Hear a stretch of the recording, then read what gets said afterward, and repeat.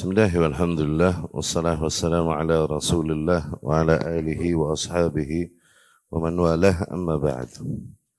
Masih di bab 156 dari Syarh Sunnah. Ya.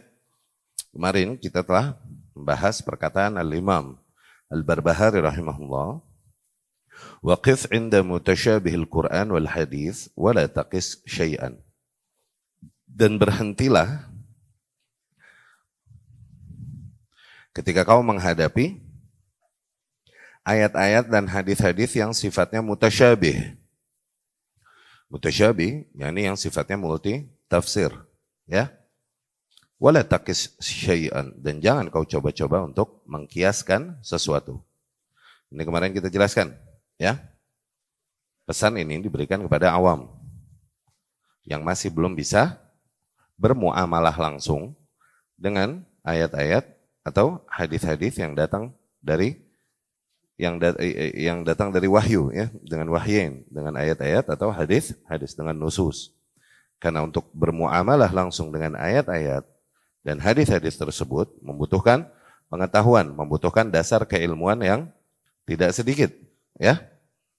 Nggak bisa semua orang langsung bermuamalah kepada ayat-ayat dan hadis-hadis dan coba mencari kesimpulan. Yang ada akhirnya keliru.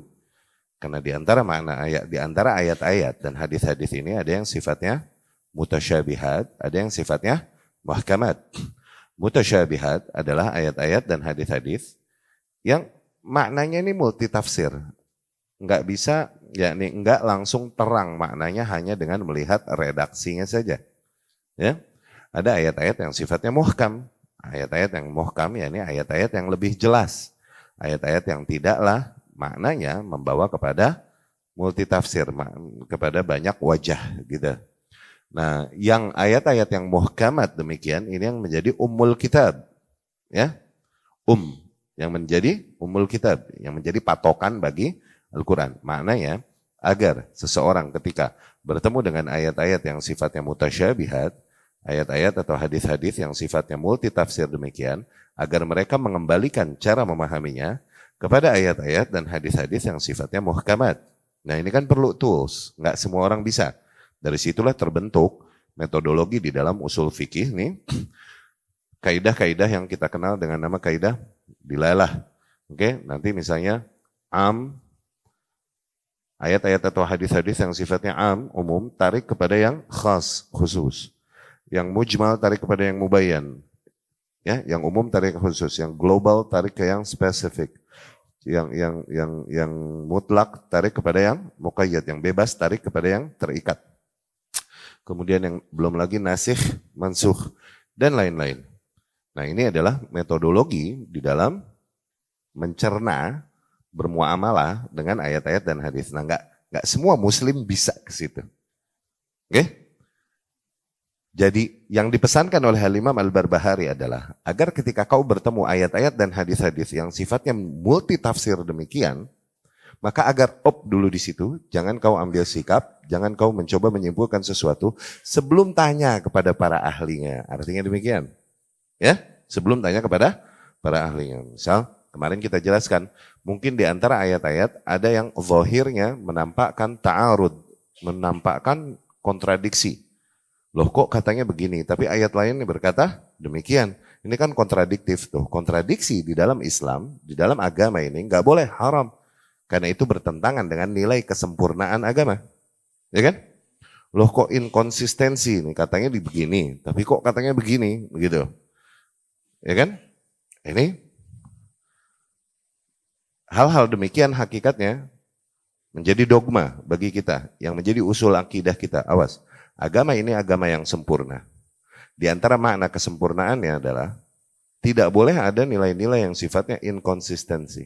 Tidak boleh ada nilai-nilai yang sifatnya kontradiktif di dalam agama ini. Karena itu adalah ketidaksempurnaan. Oke? Agama lain saja selain agama Islam, kalau kita tuduh agama kalian ini agama yang kontradiktif, ini agama lain nggak bakalan terima. Agama kalian ini agama yang nggak konsisten, yang punya standar ganda, mereka nggak bakal terima. Apalah lagi agama Islam yang sangat sebenarnya. Nah, maka ketika kau menemukan adanya benturan, adanya kontradiksi, adanya inkonsistensi dari ayat atau dari hadis yang kau baca, okay? Maka dulu di situ, jangan coba menyimpulkan apapun. Okay? Sampai kau bertemu dengan ahlinya, baru bertanya, apa maksud ayat yang ini? Ditafsirkan dengan yang mana? Okay? Ini kan berat, nggak semudah itu seseorang bisa langsung mencerna ayat dan hadis. Ya, untuk mencerna ayat-ayat dan hadis-hadis, seseorang perlu memahami, memiliki dasar-dasar keilmuan dan juga memiliki tools untuk memahami mana ayat-ayat atau hadis-hadis yang sifatnya mujmal, mana yang mubayyan, mana yang mutlak, mana yang muqayyad, mana yang umum, mana yang khusus, mana yang ternyata nasikh dan mansukh dan lain-lain. Ini udah kita jelaskan di pertemuan kemarin ya. Oke? Nah, kemudian ikhwati rahimakumullah, orang-orang yang menyimpang, ini sengaja justru mereka menggunakan dan menunggangi ayat-ayat yang sifatnya sifatnya multitafsir demikian. Ini yang dibilang ayat-ayat mutasyabihat. Fungsinya apa? Karena dengan menggunakan ayat-ayat hadis-hadis demikian, ini akan lebih bisa mereka tunggangi untuk membenarkan hawa nafsu mereka. Di antara mereka ada yang mengkafirkan masyarakat kaum muslimin dan pemerintahan kaum muslimin di negeri kaum muslimin dengan berhujah ayat dan hadis. Ya, Allah berfirman, "Wa man lam yahkum bima anzalallah faulaika humul kafirun." Barang siapa yang tidak berhukum dengan hukum Allah, maka mereka adalah orang-orang kafir. Tuh. Kita ini nggak pakai hukum syariat, pakainya hukum. Berarti kita kafir, para penguasa kafir. Tuh. Lihat, seenteng itu. Karena emang pada dasarnya ada penyimpangan di dalam hatinya. Ada penyimpangan di dalam hatinya. Sengaja mereka hanya memilih ayat-ayat yang sifatnya multitafsir dan berpaling dari ayat-ayat atau hadis-hadis keterangan-keterangan yang lebih mengarahkan maknanya ke makna yang tepat. Karena kalau maknanya tepat, nggak sesuai nih sama selera dia dan hawa nafsu dia. Dia pura-pura buta dia dari situ. Demikian kelompok Khawarij lebih condong melihat ayat-ayat yang sifatnya wa'ad doang. Wa'id doang. Ayat-ayat yang sifatnya tarhib, nakut-nakutin. Iya gak? Dan hadis-hadis yang sifatnya mengancam dan nakutin. Sebaliknya Murji'ah hanya melihat kutub satunya. Melihat ayat-ayat dan hadis-hadis yang sifatnya wa'ad mulu. Yang sifatnya targhib mulu. Pura-pura buta dari yang tarhib. Pura-pura buta dari yang wa'ad. Ahlus sunnah di tengah. Harus sinkronkan, cocokkan satu sama lain. Konsisten. Ya, demikian ahlus sunnah. Ini kemarin telah kita jelaskan ya, penjelasan dari Syekh Saleh Al-Fauzan. Ahluz zaygh ya'khudun al-mutasyabih wa yatrukun al-muhkam.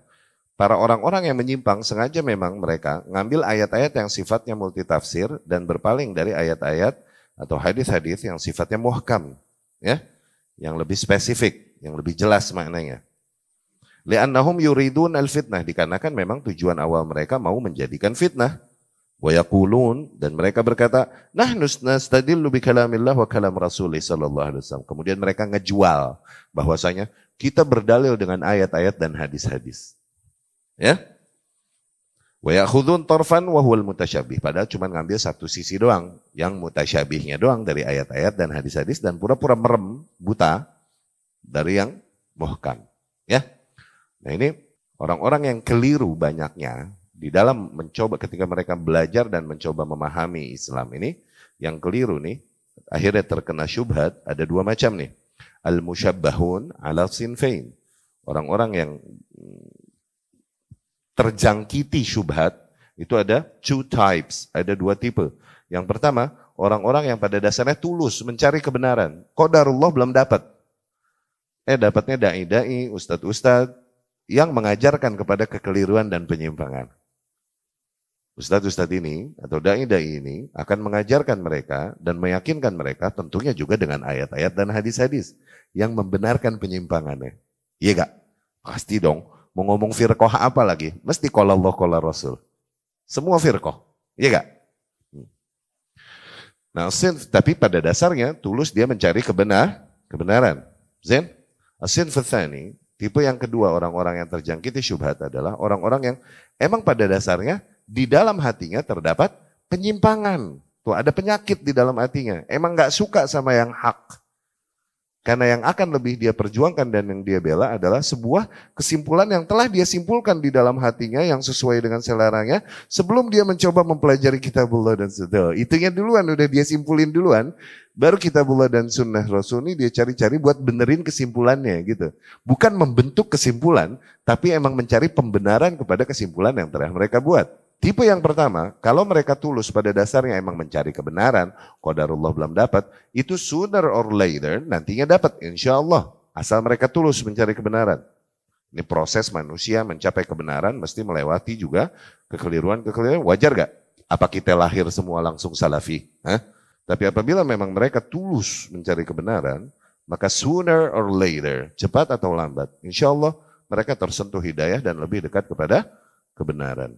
Ya, cuman yang kedua ini yang penyakit yang emang di hatinya terdapat penyakit awalnya. Allah berfirman tentang yang second type ini, yang tipe kedua ini.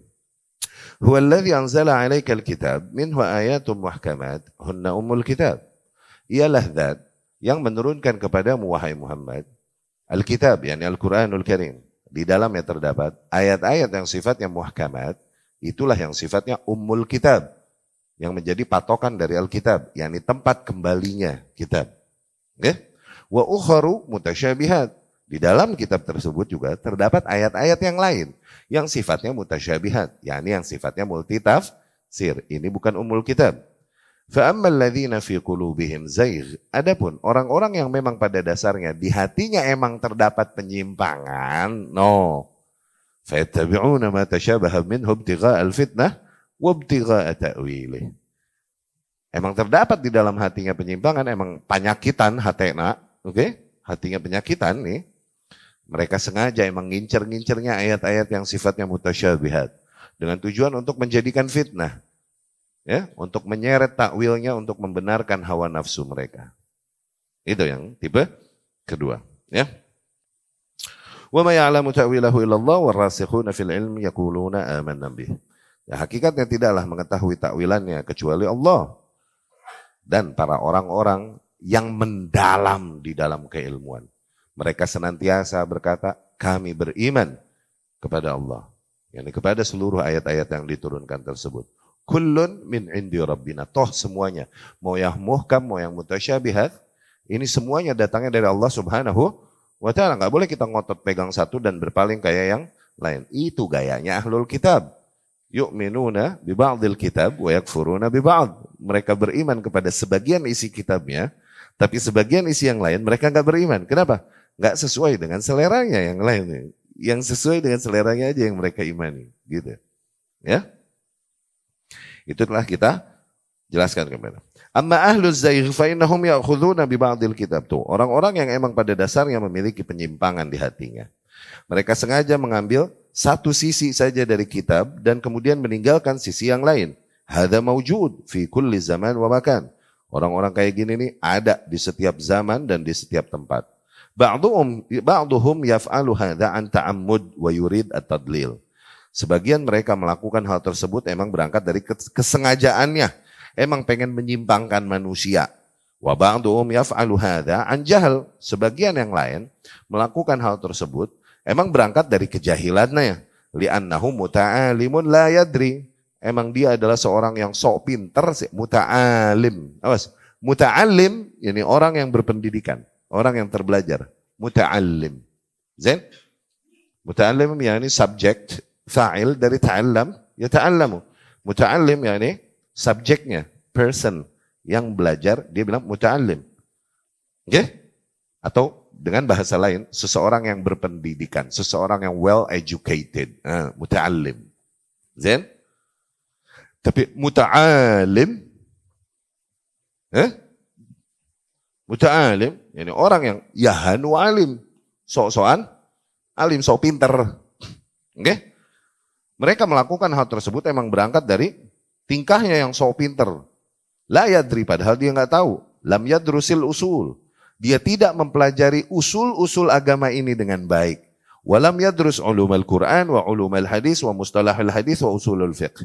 Mereka belum mempelajari ilmu-ilmu yang ada di dalam Al-Quran, metodologinya, metodologi hadis, mustalah hadis, dan usul fikih. Tuh, Ini tools yang harus dikuasai oleh seseorang kalau dia mau mencoba mencerna langsung yang datang dari kitabullah dan sunnah Rasul sallallahu alaihi wasallam. Itu hal yang harus. Usul fikih dengan segala perangkatnya, qawaid fikih, dhawabit fikih, maqasid syariah. Al-Quran bukan hanya tafsirannya tapi metodologi tafsir Al-Quran juga. Hadis bukan hanya hadis maudhu'i tapi mustalah hadisnya juga. Tuh, itu kan perlu dikuasai. Ya. Nah, orang yang sok tahu demikian, ini nggak belajar dengan rapih. Nggak belajar dengan jenjang yang tepat. Nggak mempelajari usul-usul, nggak memiliki dasar-dasar pengetahuan yang cukup. Oke? Lam yadrus hadhil umur. Mereka belum mempelajari perkara-perkara demikian. Ghayah ma hunalak.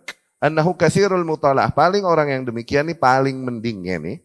Banyak baca aja wa katsirul hifz dan banyak hafalannya. Fadhanna annahu alim. Dari situ akhirnya dia mengira bahwasanya dia udah seorang ahli ilmu. Idza kan yahfaz katsiran wa yutali' katsiran. Dia berarti ahli ilmu karena udah banyak baca dan banyak hafal. Sembarangan itu. Ya, lakin laisa indahu usulul ilmu wa qawaidih. Tapi orang yang demikian seringkali enggak memiliki usul-usul ilmu yang bagus, yang baik pada dirinya dan kaidah-kaidah keilmuan yang seharusnya. Li'annahu lam yata'allam ala ahli ilm. Orang yang kayak gini biasanya penyakitnya orang yang belajar sendiri. No, enggak belajar sama ahli ilmu. Ngobok-ngobok sendiri. Fahadha ala jahlin wa huwa fi nafsil amri dhallun. Yang kayak gini ini berada di atas kejahilan. Dan di waktu yang sama dia pun akhirnya jadinya lost, tersesat. Ya. Lianna tariq alladhi yasir fihi tariq dalal. Dikarenakan jalan yang dia pilih dan dia tempuh adalah jalan yang sifatnya lost, sesat. Ya.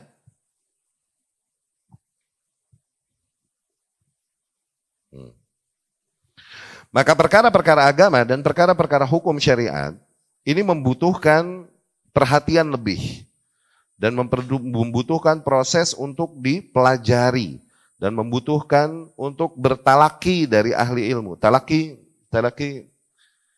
ini hadir, ini talaki, hadir. Oke? Talaki, hadir, duduk, ya. Fahum baina amrain. Orang yang kayak gitu mungkin di antara dua hal ini. Imma za'igh ya'rif annahu mukhti' walakin yurid at-tadlil. Entah memang dia orang yang menyimpang. Dia sadar kalau dia salah, tapi dia emang maunya menyesatkan manusia. Dan dia berkata, hadhihi ayah wa hadha hadis, noh ayatnya, noh hadisnya.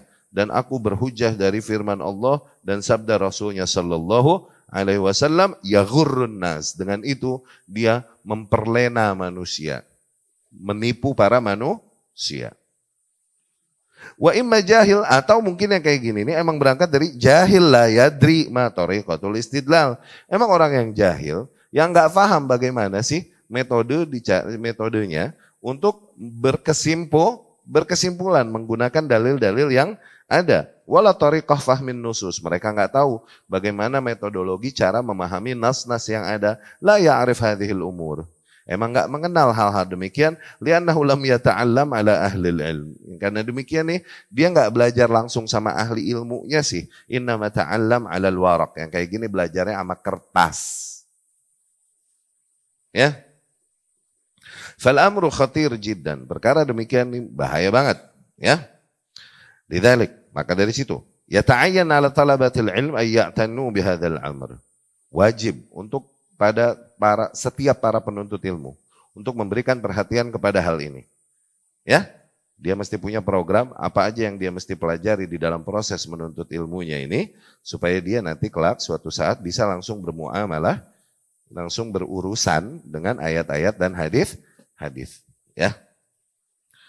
Agar mereka mempelajari semua ilmu-ilmu tersebut dengan dirasah hakikiyah, ya, ala ahli ilm, kepada para ahli ilmu, wa ala ahli basirah, kepada orang-orang yang memiliki basirah di dalam hal tersebut. In kanu yuridunal huda wal khair, apabila memang mereka dasarnya menghendaki hidayah dan menghendaki petunjuk, ya. Fa adillatu syara' mutarabitatun ba'duha bi ba'din. Wal ahkam asy-syar'iyyah mutarabitatun walladzi yaqta'u as-silah bainaha yaqta' ma amara Allahu bi. Nah, ini serem nih, ajib. Kalam Syekh Shalih Al-Fauzan. Ketahuilah bahwasanya dalil-dalil syariat ini itu berkaitan satu sama lain. Ada keterikatan antara ayat yang satu dengan ayat yang lain. Hadis yang satu dengan hadis yang lain. Ya, ahkam syariah, demikian juga hukum-hukum syariat. Itu memiliki keterikatan satu sama lainnya. Dan orang-orang yang mencoba memutus keterikatan di antara ayat-ayat, di antara hadis-hadis, di antara hukum-hukum syariat tersebut, hakikatnya mereka adalah orang-orang yang mencoba untuk memutuskan apa yang Allah perintahkan untuk disambung. Ya, Allah berfirman, wa yaqta'una ma amarallahu bihi ayyusala wa yufsiduna fil ard. Mereka sengaja memutuskan apa-apa yang Allah perintahkan untuk disambung dan sengaja berbuat kerusakan di muka bumi. Tuh. Ayat ini zahirnya, kirain ini lagi mengharamkan mengharamkan memutuskan silaturahmi kan? Begitu kan? Ajib kan istidlalnya. Ayat itu zahirnya, dan mereka memutuskan apa yang Allah perintahkan untuk disambung. Berarti apa nih? Dan mereka berbuat kerusakan di muka bumi. Oh, lagi ngomongin silaturahmi nih. Gitu kan? Karena perintah syariat agar silaturahmi memutus silaturahmi adalah kabair. Dosa-dosa besar termasuk kerusakan di muka bumi. Zahirnya begitu kan? Padahal maknanya lebih dari itu. Mereka yang hanya melihat satu sisi ayat-ayat dan hadis-hadis, satu sisi hukum-hukum syariat, dan berpaling pura-pura buta dari yang lain-lain yang gak sesuai dengan selera mereka nih, itu hakikatnya mereka mau memutuskan apa yang Allah perintahkan untuk disambung. Ajib gak istidlalnya Syekh Saleh Al-Fauzan hafizahullah. Ulaika lahumul la'na wa lahum su'ud dar. Kelak bagi mereka laknat, kelak bagi mereka seburuk-buruknya tempat kembali, wal'iyadzubillah. Itu udah bisa difahami ya?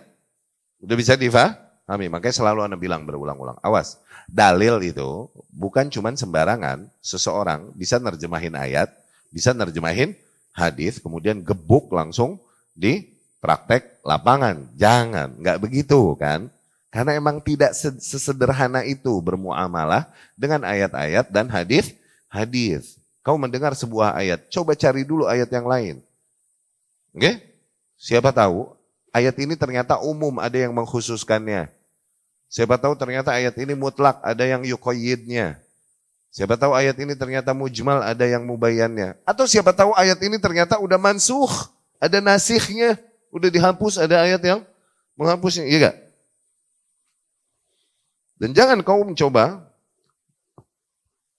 sok-sokan berkias. Maksudnya kias yang batil ya, maksudnya kias yang salah ya. Maksudnya berkias, ya ini berkias dengan kias yang keliru. Kias adalah diantara metodologi dari metodologi beristidlal yang disepakati oleh para ulama. Kitabullah, sunnah Rasul sallallahu alaihi wasallam, ijma, kemudian kias. Bikhilaf zahiriyah, berbeda dengan kelompok zahiriyah yang tidak menyepakati kias sebagai sumber, ya, sebagai masdar. Tapi ya mereka ujungnya pakai juga gaya kias, cuman dengan istilah lain yang mereka gunakan, ya. Wallahu a'lam. Nah, itu kias yang tepat. Tapi ada kias juga orang seolah-olah menggunakan metodologi kias ini, tapi salah, ya, salah caranya dan kemudian memang dengan berangkat dari niat yang keliru, ya. Misalnya firman Allah Subhanahu wa taala, "Walladzina yatawaffawna minkum wa yadharuna azwaja." Dan orang-orang yang meninggal di antara kalian kemudian dia meninggalkan istrinya, yatarabbasna bi anfusihinna arba'ata ashhur wa 'ashara. Maka agar ia menjaga dirinya, maka agar para istrinya itu menjaga dirinya 4 bulan 10 hari. Ini ngomongin apa tuh ayat berarti? Iddah. Itu Al-Baqarah 234. Oke? Tapi beberapa ayat setelahnya di Al-Baqarah 240 ada lagi nih.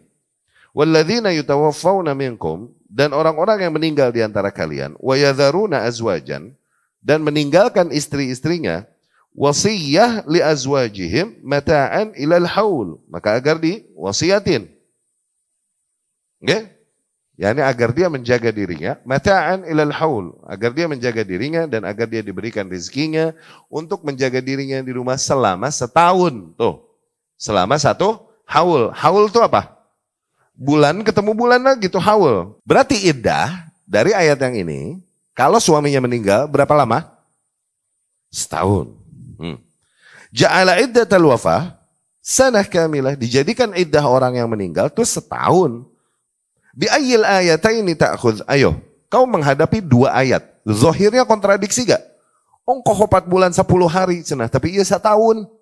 Katanya 4 bulan 10 hari, tapi kok setahun nih? Mau ayat yang mana yang kau pakai? Ayo. Kan perlu ilmu kan? Atau kau baca misal firman Allah Subhanahu wa taala. La ta'kulur riba ad'afa mudha'afa. Jangan kau makan riba yang berkali-kali lipat. Tuh, artinya apa? Artinya apa? Iya, kalau nggak berkali-kali lipat, boleh dong. Berarti gitu kan?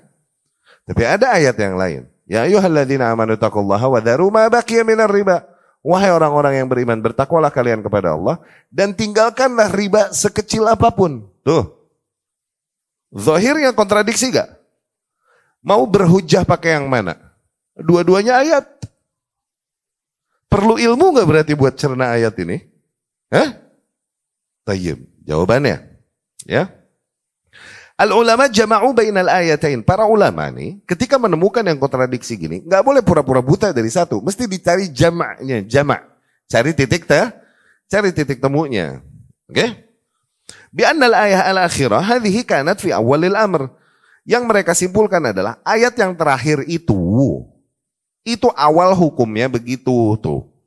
Yani awal hukum iddah orang yang meninggal, suaminya meninggal, itu setahun dulu awalnya tuh hukum begitu. Oke? Haitsu kanat al-mutawaffa anha tabqa fi baitiha sahnah kamilah fi al-iddah. Dulu tuh orang kalau yang meninggal, istrinya berarti mesti beriddah, bertahan di rumah selama setahun dulu. Tsumma khaffaf Allah, kemudian Allah ringankan hukum tersebut. Fa'anzalakallahu ta'ala, dari situ Allah turunkan firman-Nya. Ya, merubah hukum itu jadi 4 bulan 10 hari. No. Oke? Berarti itu apa kasusnya? Nasikh mansuh tuh. Untuk menentukan bahwa ini nasikh mansuh, berarti perlu pengetahuan sirah enggak? Kira-kira ayat mana dulu yang turun? Begitu kan? Enggak sembarangan bisa nerjemahin ayat, kemudian langsung hatam di lapangan kan? Perlu ilmu-ilmu yang lain untuk membantu memahami ini kan? Berarti begitu kan? Hah? Perlu pengetahuan tentang asbabun nuzul. Ayat ini kasus apa nih turunnya nih? Oh, kasusnya si fulan. Itu terjadinya di tahun apa? Oke, Rasul masih di Mekah kah apa di Madinah tuh? Lihat, sehingga jari ini Makiyah apa Madinah. Abis perang apa? Tuh. Ketahuan nggak? Oh, di sini nih tuh, daerah sini. Tapi ayat yang sebelumnya, oke, cari riwayat-riwayat yang ada. Turunnya di kasus apa? Asbabun nuzulnya. Oh, di kasus yang ini nih. Itu waktunya kapan? Oh, waktunya waktu itu yang ini lebih jauh duluan. Nah, berarti yang turun terakhir menghapus yang sebelumnya. Kalaupun di susunan ayat dia lebih dulu baru terus yang terakhir, oke? Tapi ternyata riwayat bilang bahwasanya ini yang terakhir turun, maka yang dipakai ini, yang ini dihapus. Itu nasikh mansuh. Bicara nasikh mansuh ini panjang lagi ya, akhi. Belum lagi ada nasikh mansuh. Mansuh lafzan, mansuh hukman. Itu ada sorry. Mansuh hukman, mabqi lafzan. Dihapus hukumnya, tapi lafaznya masih dipertahankan. Kayak kasus ini. Hukumnya udah gak dipakai kan? Tapi lafaznya masih menjadi salah satu ayat Allah di dalam Al-Quran gak? Nah, yo lu. Iya gak? Yang tadi kasus riba. Ternyata yang janganlah kalian makan riba berkali-kali lipat, ini dihapus. Yang dipakai hukum selanjutnya yang tinggalkanlah riba sekecil apapun. Tuh, tapi ini ayat, apakah udah nggak jadi anggota kitabullah? Atau masih jadi anggota kitabullah nih ayat? Masih tuh lihat, dia mansuh hukman, mabqi lafzan. Dihapus hukumnya, tapi lafaznya masih ditetapkan. Tuh, urusan mansukh nih. Oke? Lebih, ada mansukh lafzan mabqi hukman. Ada ayat yang lafaznya redaksinya dihapus dari Al-Quran, tapi hukumnya masih dipertahankan. Tuh, gak boleh ditengok. asy-syaikhu wasy-syaikhatu farjumuhuma idza zanaya. Kakek-kakek laki atau kakek-kakek wanita apabila mereka berzina maka rajam mereka. Tuh, dulu tuh ada ayat itu. Ayat itu dihapus dari Al-Quran. Tapi hukum rajamnya masih berlaku nggak berjalan? Tuh, mansukh lafzan mabqi hukman. Lafaznya dihapus dari kitabullah. Tapi hukumnya masih dipertahankan. Tuh, lihat. Enteng nggak beginian? Terus mau sembarangan ente, mentang-mentang bisa bahasa Arab, asal baca ayat terjemahannya, hadis terjemahannya, terus jadi ulama keluar rumah. Ajib amat. Enggak begitu. Faham? Udah ana bisa cukup gambarkan belum? Metodologi berkesimpulan dan mencerna Al-Quran dan hadis. Enggak sesimpel itu. Faham ya? Contoh lagi, Allah memerintahkan untuk motong tangan maling. Allah berfirman, wasariqu wasariqatu faqta'u aydiyahuma. Pencuri lelaki dan pencuri wanita, potonglah tangan mereka berdua. Noh. Datanglah pertanyaan, ayyul yadaini tuqta'. Tangan yang mana yang dipotong? Yang dibilang kan tangan. Mutlak tangan. Yang namanya tangan mana? Hah? Dari ujung sini sampai sini. Ini tangan. Iya kan? Yang namanya tangan cuma sebelah. Apa kanan kiri? Kanan kiri ini tangan. Allah berfirman, potonglah tangan mereka. Sakieu ya ini. Dua nana. Dua-duanya. Tuh. Mutlak tangan. Iya kan? Maka tangan yang mana yang dipotong? Dan dipotongnya dari mananya? Ya. Dan kemudian berapa kasus pencurian sampai tangan tersebut dipotong? Semua hal tersebut tidak ada keterangannya di dalam Al-Quran. Yang ada justru di sunnah Rasul Sallallahu Alaihi Wasallam yang telah Allah berikan kepadanya perintah untuk menjelaskan Al-Quran. Nah, menjelaskan apa yang Allah maksud di dalam Al-Quran. Fabayan, maka jelas, tampaklah annallati tuqta dari sunnah Rasul Sallallahu Alaihi Wasallam, dari perjalanan Rasul. Bahwasanya yang dipotong itu ternyata tangan kanannya yang dipotong, kirinya jangan. Ya. Wal qata' dan yang dipotong min mifsalil kaf, dipotongnya dari sini, enggak dari sini. Tuh. Enggak boleh. Dan enggak boleh dipotong kalau misalnya kasus pencuriannya juga enggak sampai nisabnya. Tuh. Nisabnya itu seperempat dinar. 3 dirham, seperempat dinar. Yani kalau barang yang dicuri ternyata harganya di bawah 3 dirham, di bawah seperempat dinar, jangan dipotong. Jadi nggak masuk kasus pemotongan tangan, ya.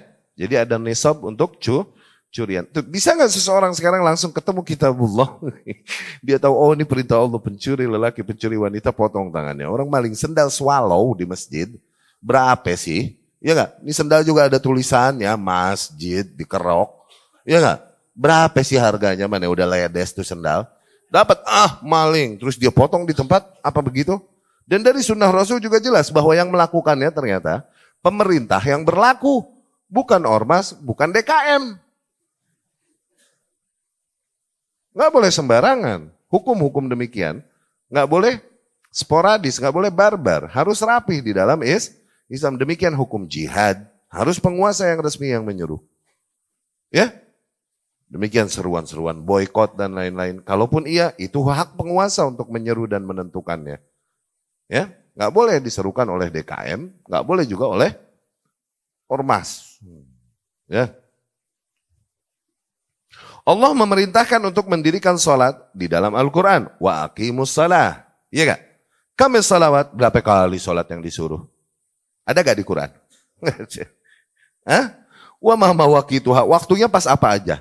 Wa ma a'dad rakaat, berapa rakaat masing-masing sholat tersebut? Nggak ada. Manilladzi bayyan hadza? Siapa yang menjelaskan hal ini? Nah, itu dia fungsi datangnya sunnah Rasul sallallahu alaihi wasallam di dalam sunnah.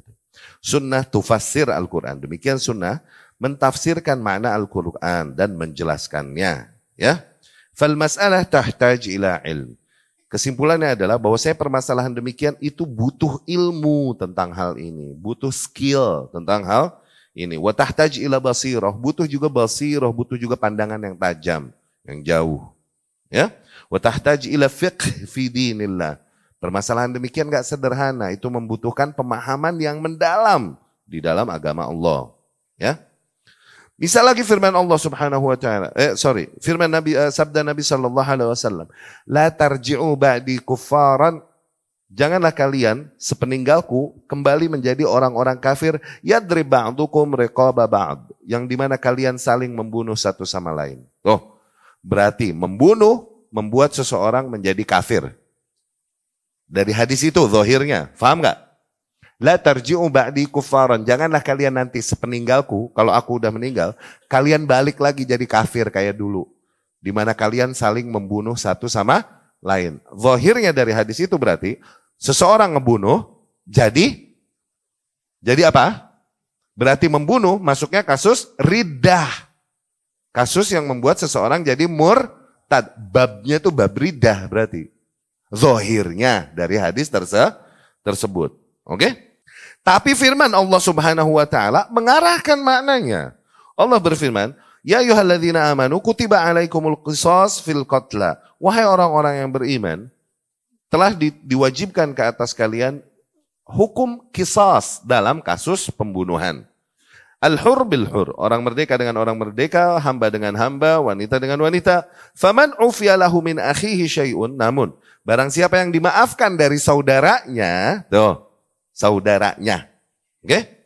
Nah, di sini Allah menamakan yang namanya yang dibunuh ini dibilang saudara oleh yang membunuh. Allah yang menamakan ufiya lahu min akhihi. Tuh. Berarti yang si korban dibunuh masih Allah bilang, dia saudara.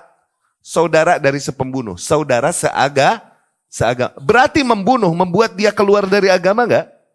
Nah, dapat diarahkan maknanya. Belum lagi Allah berfirman di awal ayat, wahai orang-orang yang beriman, diwajibkan ke atas kalian hukum kisos dalam kasus pembunuhan. Dan Allah bilang, wahai orang-orang yang beriman. Tuh, berarti seorang mukmin membunuh, masih dia terhitung seorang yang beriman. Kalaupun ngebunuh, kalaupun 99-100 orang yang dibunuh. Nah, terus kemana dong diarahin hadis tadi? Jangan kalian kembali kafir sepeninggalku, yang dimana kalian saling membunuh satu sama lain. Paham nggak? Ya? Maksud dari hadis tersebut, sebagaimana ditafsirkan oleh para salaf, maksud dari kekufuran yang ada di hadis tersebut, yakni al-kufru al-asghar, kufur kecil. Bukan al-kufru al-akbar, bukan kufur yang besar, al-mukhrij minal millah, yang mengeluarkan seseorang dari agama. Kufur kecil, tapi kufur kecil mah dosa gede, tetap hitungannya kufur kecil. Syirik kan ada syirik besar, syirik kecil, terus syirik kecil jadi dosa ringan. Enggak, dosa gede, cuman tidak membatalkan keislaman. Demikian kufur kecil, dosa besar, tapi tidak menjadi kasus yang membatalkan keislaman. Dapat? Ya? Alladzi la yukhrij minal millah. Kadzalika fi qoulihi ta'ala. Demikian juga dapat kita tangkap dari firman Allah Subhanahu wa taala. Wa in ta'ifatani minal mu'minina iqtatalu. Apabila dua kelompok dari orang-orang yang beriman berperang, tuh. Berarti apa? Mereka berperang saling membunuh, tapi Allah tetap bilang minal mu'min. Tuh, dapat enggak? Berarti peperangan di antara muslim, pembunuhan di antara muslim tidak membuat seseorang keluar dari daerah iman atau Islam menjadi dapat gak? Ahli bid'ah yang emang pengennya penyimpangan, gak mau tahu sama ayat-ayat yang mengarahkan gitu atau hadis-hadis yang spesifik mengarahkan gitu. Dia ngotot pegang yang awal. Pokoknya Rasul bilang jangan kembali kafir sepeninggalku saling ngebunuh. Berarti ngebunuh kafir. Dia tuh udah ngebunuh si fulan, berarti dia udah kafir itu. Istrinya mesti udah pisah sama dia, anaknya gak dapat warisan. Tuh, panjang gak? Itu ahli bid'ah, maunya begitu. Gak mau tahu, dikasih tahuin yang spesifik, dibawain bukti juga gak mau tahu tetap. Kenapa? Karena udah punya kesimpulan duluan sebelum research. Emang. Ya? Dalla ala annahu la yazulu al-iman bil iqtital bainal mu'minin. Ayat tersebut jelas menunjukkan bahwasanya keimanan tidaklah jadi kedelet dengan peperangan di antara orang-orang yang beriman. Ya, innama hadza kabirah. Yang ada hal tersebut hanyalah kabirah min kabairid dzunub. Dosa di antara dosa-dosa yang besar. Wa huwa kufrun asghar. Tapi masih kufur yang sifatnya kecil. Ya.